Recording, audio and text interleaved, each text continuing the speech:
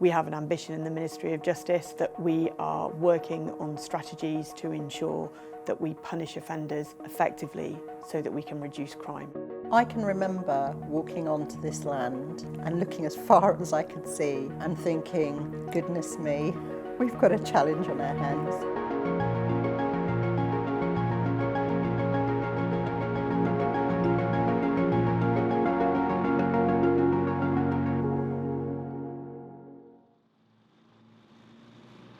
So it's going to house 1,468 prisoners once it's full.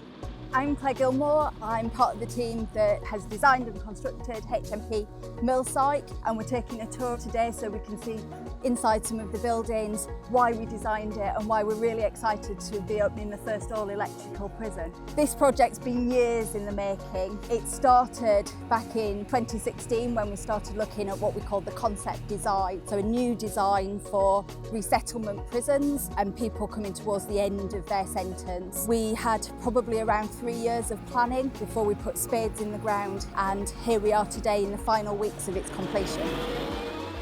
Everybody wants this to land on time. My name is Raj Singh. I work for the Ministry of Justice within the prison infrastructure team. Being responsible for the time, cost and quality means that you've really got to be able to dip into everything. You kind of need to know everything that's kind of going on.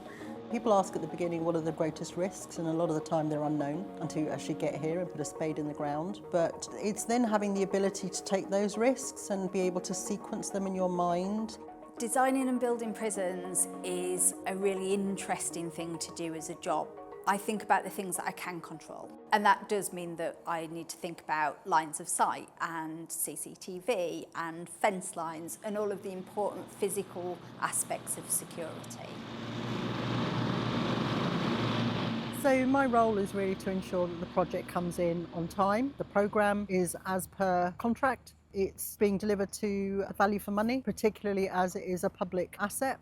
And in terms of quality, everything that you see here today is actually an indication of what we have specified because we have tried and tested it. This is a custodial environment and we need to remember that.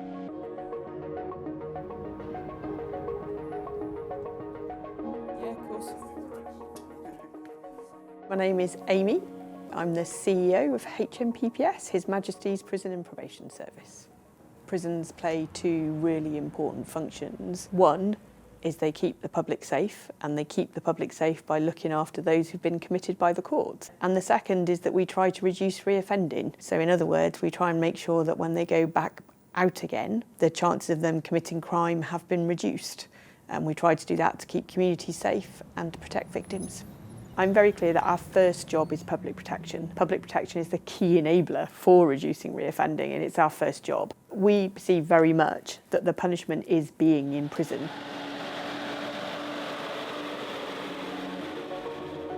I'm sure that everyone watching this video will understand what it means to build a really big building, whether that's a hospital, a school or a prison. But then added to that are very specific security requirements and our need to manage that all operationally. It is really a phenomenal testament to teamwork. I joined this project at the point where we came along just to have a look at the land, and it was absolutely just vast amounts of fields. We had an area on a map where the prison was going to sit.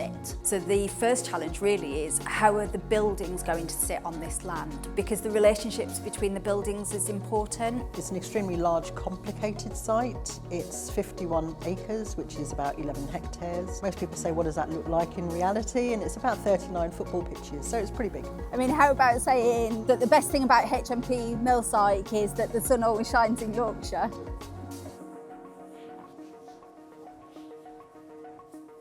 Do you know this corridor is 127 metres long? Incredible, isn't it? There were no services on this site. There was no electric, there was no water. All of these services had to be brought in for miles and miles and miles. The electricity had to come in over 25 kilometres to be able to provide us with attachment to the grid. The project's been running for almost 5 years, started in 2021. The build is due to finish in the next few weeks, and once that happens, it is then handed over to the operator. So there are 6 house blocks on this site, so it's going to house 1,468 prisoners once it's full. House blocks are amazing. They are huge, but they are huge in a way that actually are so conducive to running them. The cross was an important shape that we locked down in the design process. We want usable outside space. We want to think about when we get into the cells and onto the landings, we want to make sure that staff can see prisoners, that they can see not just them at a distance, but they can see what mood they might be in or what's going on for them or how they're interacting with others. So by having this cross shape where you can look down 3 areas of accommodation at once, retain some of the efficiencies from old designs, but it shortens those corridors and it widens them up to give us usable space in the middle. I've worked in 3 Victorian prisons, Lewes, Bristol, and then I governed Brixton. They are very compact buildings on very small sites. They were built hundreds of years ago, literally.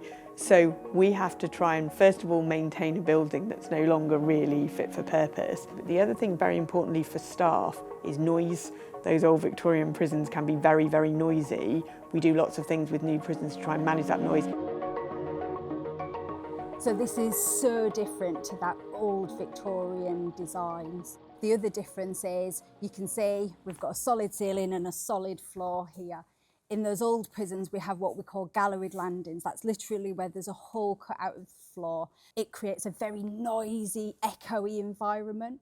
It also means that there's often much more prisoners in one place. And it also puts prisoners in each other's spaces. So when you're walking up and down those corridors, you've got that sense of being closed in. All of those feelings matter because they matter for safety. Staff new builds are safer. They are designed with our best application of lines of sight, so making sure you can see prisoners at all times, making sure you have a good view of where a prisoner can come, and should we need to intervene in a very serious incident, making sure that we're able to do that. Modern prisons just create a more conducive environment for staff to do their job well.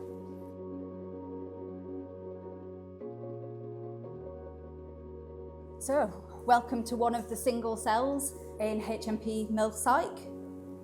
People do spend upwards of 12 hours a day in the cells.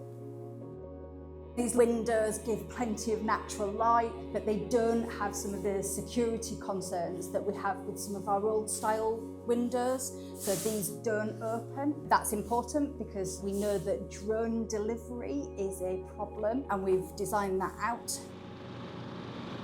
So it's that balance again. So much bad luck. Hiya. At the moment on site, there is this absolute buzz of energy that's around. It's like electric, and everybody just kind of wants to work towards the same goal, which is to complete this project on time. Everywhere you go, everybody is smiling, you are fostering that sort of emotion because, yes, there's so much to do, but you know what? Working together, we're going to smash this. So it's a really exciting time on site. We're in the last couple of weeks of construction. That means that we're at our final stages, final finishing touches. We've got grass being laid. You can see just behind me here, we've got the horticultural area going in. So this is where vehicles would come in. So this is what we call our vehicle lock. Just behind you there, we've got the workshops, we've got the kitchen, and then beyond that, we've got the central services hub, and then all of the accommodation is at the back of the site. To do this job, you kind of need to take the good with the bad. It's not all great days and everybody's jumping for joy. There are lots of difficult and challenging situations that you have to deal with. And I think it's about being able to embrace all of that and actually understand and accept it's part and parcel of what you do in order to build something as magnificent as this.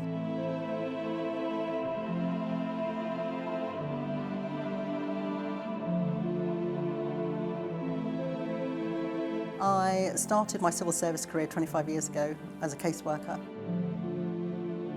I think for me, looking back, it's probably more about not being afraid to step into doors that were maybe just even a little bit ajar. And I think that's probably my biggest message actually, is to say, be brave, be bold, and just try different things.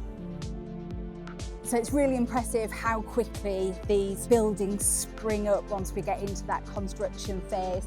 A lot of things are manufactured off-site and then brought in, and that means that we can see the stories of the buildings go up quite rapidly. It really is incredible. When I was a kid growing up, I wanted to be a police officer. I went and did a law degree, and that course introduced me to the probation service, of which, frankly, I'd never heard of before. And when I learned about the history of that organisation, its purpose, it was that purpose and value that I could relate to, and that's what drove me to become a probation officer. That led me to prison reform, and I was part of the design team that built the concept design on which HMP Millsike is based. It's actually quite good to get that in the background. The reason for that's the gates being tested. There's only one way in and or out of this jail, and that's through the vehicle lock. The gates are being tested. To work on a project of this scale, it would be wrong if I didn't say there was a lot of pressure involved. But again, you have to go back to why you're doing this. As you watch the prison being built, if anything, it just gets more and more exciting, because what you're seeing is just going to be so good in terms of that rehabilitation journey. We have built a prison where we can focus on the regime, where there is the available workshop spaces for staff, a safe environment that enables that kind of focus on reducing reoffending, good conducive regime for everyone, and safe. Safe for staff, safe for prisoners. The commitment is there to actually make sure we deliver this on time, and of course, you know, you've got an army of people who are feeling the same pressure. No idea what that means. A big aeroplane, because it's not just a construction site, there's an airfield next door. It's so handy for filming, so handy. The acoustics are. I'm Sarah, and I lead on stakeholder and community engagement for the New Prisons programme. I look after everyone who has an interest in this project, whether that's local councillors or whether it's our next door neighbours. Construction of a large prison can bring lots of benefits to the local community around it, and some of those are quite big ticket items, so huge investment into the local community, local businesses, job creation. But when you look ahead into the years of operation to come, this prison alone will have over 600 permanent, high-quality jobs for the people who live in and around this area. When I look back at the first time I visited this site and I came to stand in a field, I was very overwhelmed. It was quite a daunting prospect, and it's almost too big to see the progress that's happened on site. Every time I come back, you know, a building's come up another floor or that roof's went on. The progress has been phenomenal. I honestly think it changes your view of what prisons are there to do and can achieve when you walk into a new modern building. We have an ambition in the Ministry of Justice that we are working on strategies to ensure that we punish offenders effectively so that we can reduce crime and stop reoffending. Millsike is a living, breathing building that is testament to our ambitions to do just that.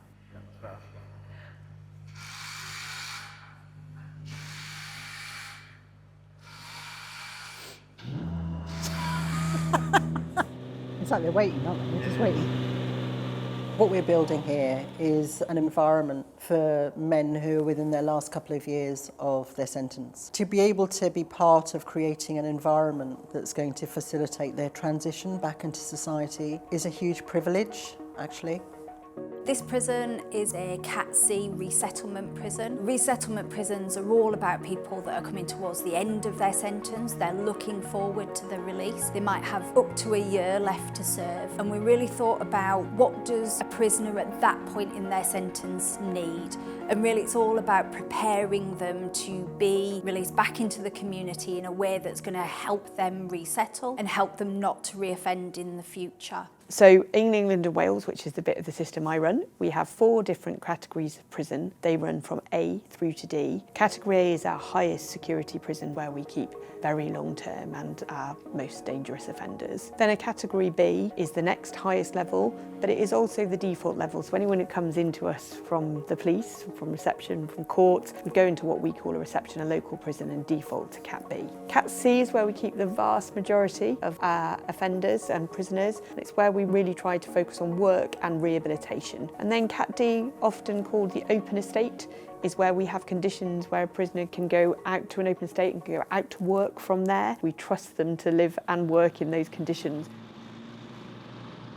We know that we need to provide an environment to house the prisoners. What we're trying to do is to make sure that the environment is conducive to those prisoners in which it holds. Cat C really means that their risk levels means that they should be given opportunities to have a degree of autonomy, to start making choices, to be responsible for themselves. But we need them to practice those skills, because it's only by practicing those skills that we can have somebody be released safely into the community and know how to live in a law-abiding way.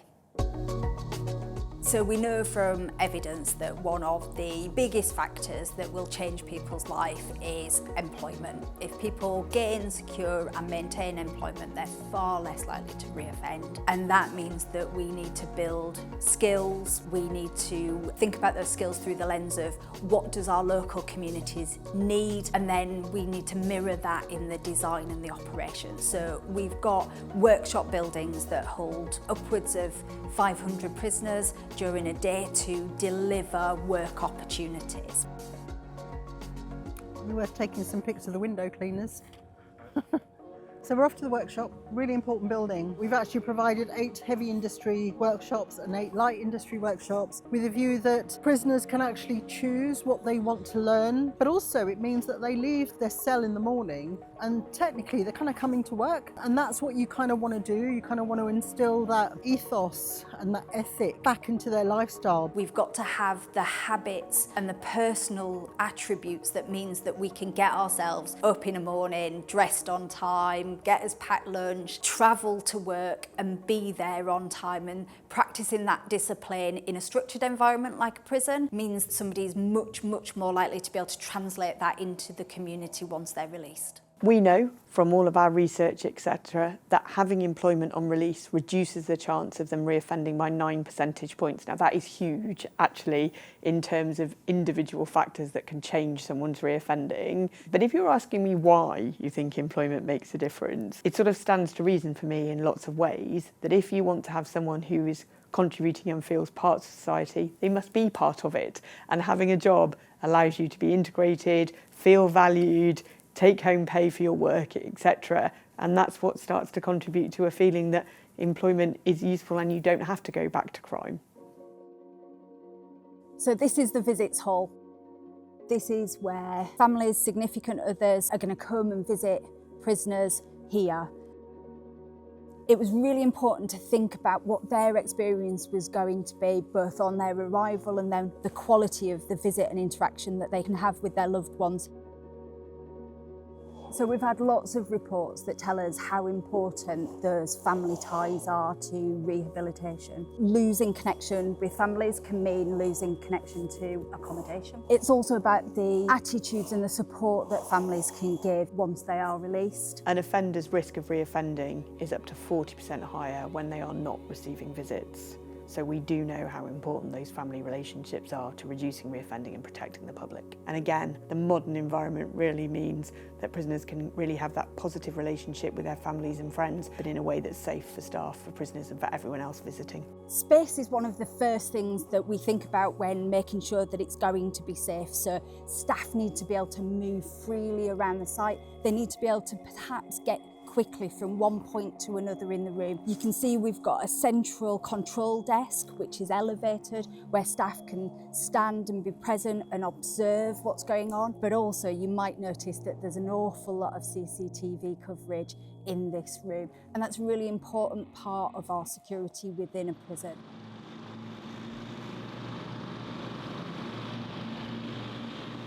This project is not just about a building. This project is about thousands of people who've had an input into the building and the legacy we leave behind. It's huge. It's a huge, phenomenal amount of work. Operational staff, architects, builders, specialists in technical equipment, specialist security specifications, and even things like where we're going to put the dogs. It is really a phenomenal testament to teamwork. So all of these projects just make you feel that you've left a handprint on something that is going to be stood there for so many years to come. And I guess the most important thing for me is that you may have had a hand in someone's rehabilitation. When I think about what inspires me and what I enjoy about my role, I think it's always about the people. I share with every colleague that I've worked with that we've got one common goal, and that is to build prisons that are going to be effective, that are going to help rehabilitate people. And if we are successful in doing that, then we make our communities safer.